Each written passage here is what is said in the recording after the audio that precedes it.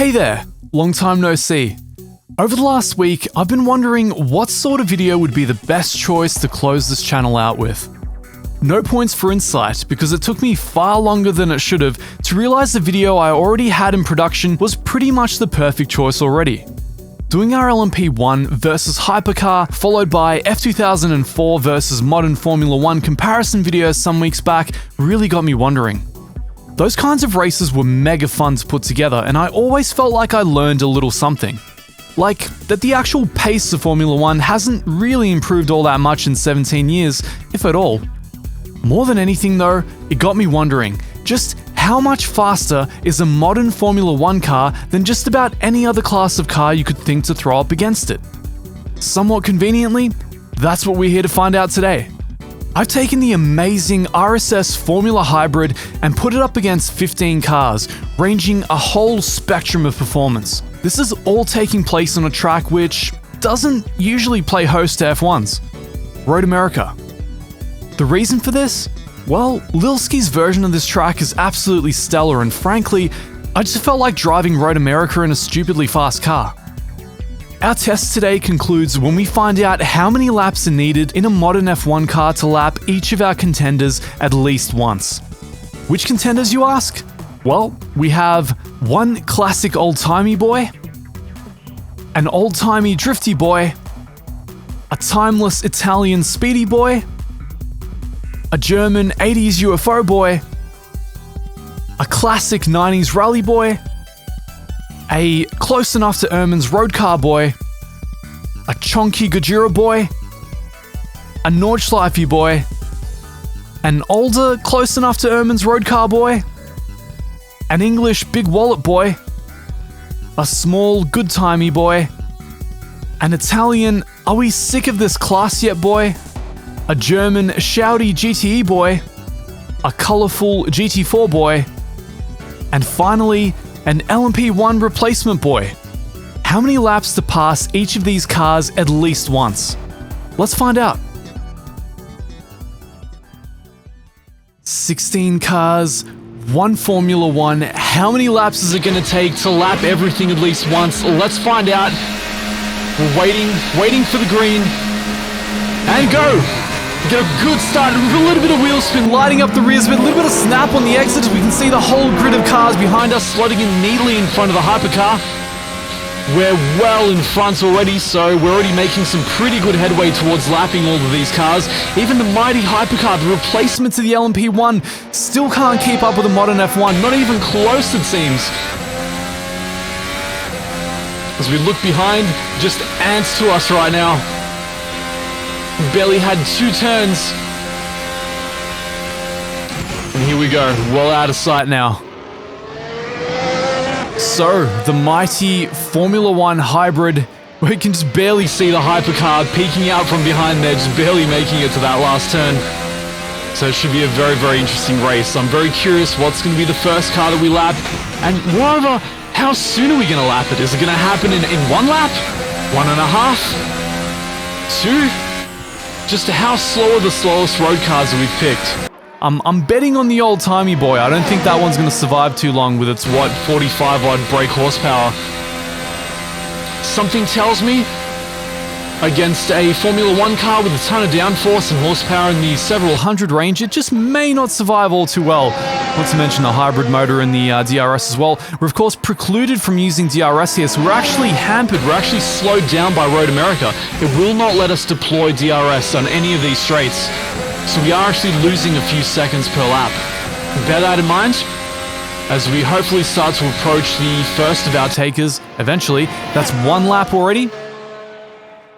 And no shortage of things to say in this amazing car. It's such an amazing experience driving here at Road America, a classic road-style American course, something that's not really built for a car like this in any meaningful way.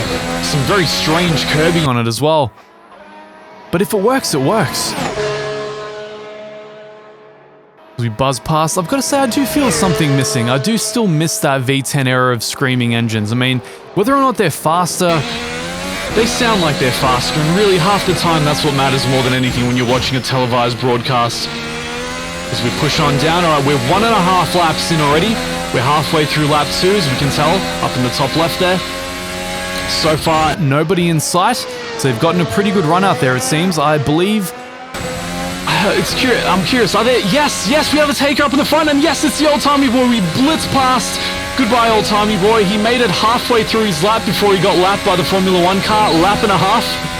In the time for him to do a half lap, which means that we're probably going to be lapping that car at least once per lap from here on out. So, are we going to get anyone else on this lap? I'm very curious.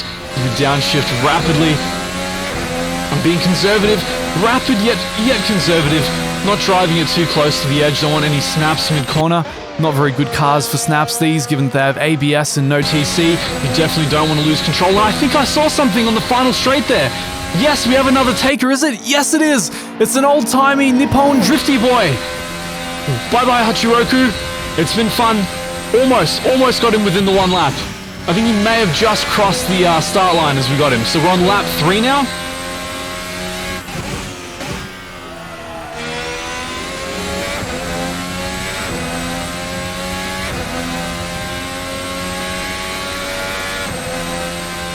So heading on down. Who's the next taker? I'm very curious. Well, I see a blue speck. I see a blue speck in the distance, and my ego is shattered. I believe it's the old-timey Erman's road car boy. I mean, look, it sounds faster than it is. I was like a massive snap on the exit. Take that! Intimidated by that beautiful flat-four boxer engine. As we run towards halfway through lap 4 here. As we're approaching, yes, a 90s rally boy. Goodbye, Celica.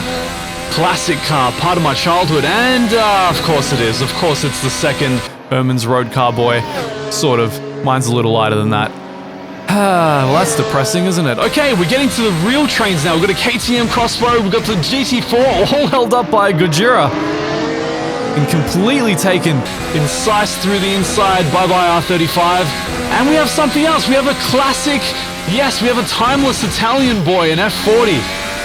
And as we approach on the finish straight, a GT3 RS, aka a Nordschleify boy. Might be at home there, but maybe not so much here at Road America. So that's a pretty healthy list of takers there. I think we've at the very least lapped every car, well, at least half the cars on the grid once, if not more. And now I'm getting rapid. I feel like this is where they're going to be bunched up, the majority of the cars. And oh my god, it's the second lapping. Yes, it is. It's the second lapping here of the old-timey boy. You can barely even see him. That is dangerous. Gives you a feeling of what it might have been like for the GT3s lapping the Dacia at the last Nürburgring N24 race. Very terrifying.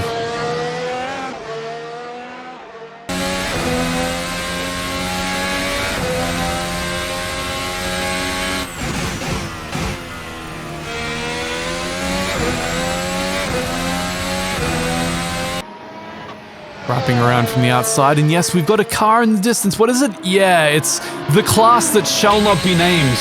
The most famous, much to our dismay, class in all of sim racing. May it end one day. May it end. May we go back to driving things that are actually fun sometime. Like the thing in front of me right there.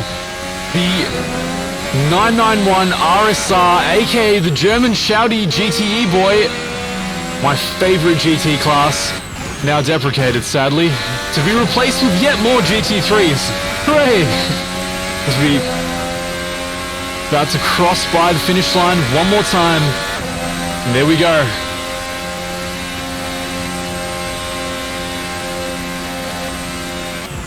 Alright, we're now on lap 5, pushing through, and yes, we're about to lap the drifty boy one more time. We have what looks to be a German UFO boy. Yes, we go around the outside, and no, we get pushed out wide off the curb, off the runoff, onto the dirt. We managed to hold it with no TC. You naughty boy. You absolutely naughty boy. As we approach a UK big wallet boy, he can really keep up with us in the straights here. It's quite impressive, but not so much in the braking zone. Quite predictably outdone by an F1. As we push on out, but very, very impressive performance on the straights there. Quite an engine in that McLaren P1. as we push on out and see what's next. I mean, we've crossed through, we've passed the Group C car, we've now passed the hypercar. I mean, we're really at the big takers now. Those cars were actually driving even more quickly than the GT3s and the GTE, unbelievably. You go around that big right-hander, it's almost all flat out in the F1 car, almost. Just a little bit of a lift. This entirely flat out, of course, and more of a straightforward course, this and in the road cars. I'd imagine it'd be similar in the Indy cars.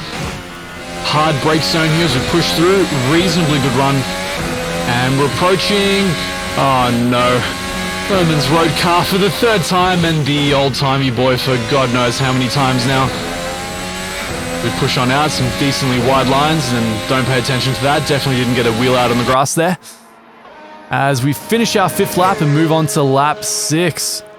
Lap 6, are we going to do it in lap 6? I believe my memory tells me we have one more car to overcome here. We've overcome just about all the sensible ones. We may have one hyper downforce mobile waiting for us. But alas, I can't see anything. Nope, not a thing. Well, we've got one dot on the horizon, and I'm curious what it is. Probably the 90s Rally Boy, I'm guessing? Yep, that rumbly sound. It's the 90s Rally Boy. It's held up reasonably well, given this is a tarmac circuit. Best looking Celica there is. Very rumbly too, as we go past Erman's Road Car Boy for the second time. I'd like to think that the Lytra M2 would have done slightly better than the M4, but, you know, we'll never know. We get back to the train that still exists, held up by the Gajira as we go wide, go almost into GT4 and coming back onto the track. What an absolutely crazy run. We just ran out of space on the outside there, almost collected the GT4. I can see why the R35 is causing a bit of trouble for us here, as we rapidly run towards concluding lap number 6.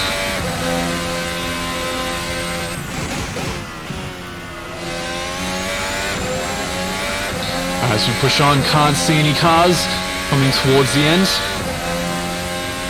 Oh, there might be something, Yes, it's the old classic Italian boy, the timeless F40, the supercar of supercars, as we brush right past it like it's nothing in our modern day F1. Up onto lap 7, beginning lap 7 now. As I think I just glimpsed something out the front there. Okay, we've got the Nordschleife boy one more time. Man, I can see why people like those cars. It's held up really well. Yes, that is an elongated car out the front. That looks like a prototype to me. Is it? Is it? Yes, it is. This is a hypercar. Are we going to pass it? We're on lap number 6 right now, maybe 6.5 laps. How long is it going to take? How long is it going to take to close the distance? I'm going to get it before the next turn. It just doesn't have the corner exit on it, does it? As we go on the inside, no, he hasn't blocked me off. Oh, and he gets pushed out wide. And yes, we make it stick. He wasn't able to hold it. And there we go. Almost snapped on the exit there, the hypercar behind me. Don't get too excited, mate. I think you've lost this race. As we go past the old-timey boy for one last time here. Going towards concluding lap number 7 now. And that's it. That's it. 6.5 laps to overtake one of just about anything that races these days. The hypercar, the fastest prototype that races in World Endurance Championship currently. I'm sure we could have compared it against some old-timey F1s, but God knows how long we would have been here for, assuming especially how much weight the current day ones have actually gained, and the fact that the F2004 wasn't really that much slower. And don't look at that, I definitely didn't go wide there, as we go on the final straight for one last time to conclude. 6.5 laps to pass one of everything. There you have it, ladies and gents. There's our answer. Well, that was killer fun. I can't imagine a better way to sign out on this channel than taking the pinnacle of motorsport and putting it up alongside all the classes of car we know and love. I want to thank all of you for being part of this crazy journey with me. I never in a million years thought we could build a channel from nothing to over 40,000 subscribers in such a niche scene across a year and a half. As mentioned in my community post a week ago, I'll now be putting this channel on indefinite hiatus. Not to worry, because the channel itself is not going anywhere. You'll still be able to find all the old videos you know and hopefully love. There are just no plans to add any more sim racing content to it for the foreseeable future. This doesn't necessarily mean it's goodbye forever, just that I need a prolonged break to get back to other somewhat important and vastly overlooked parts of my life. It feels strange to ask you to subscribe to a channel going on hiatus, but it legitimately is the best way to get notified in case I ever manage to return to it and we take off where we left from. Again, your support over the last year and a half has been amazing, and I'm glad we've been able to share both our love and critique for sim racing through it. Until next time, whenever that may be, I hope you have a good one, keep focusing on the positives of sim racing, and I'll see you all later.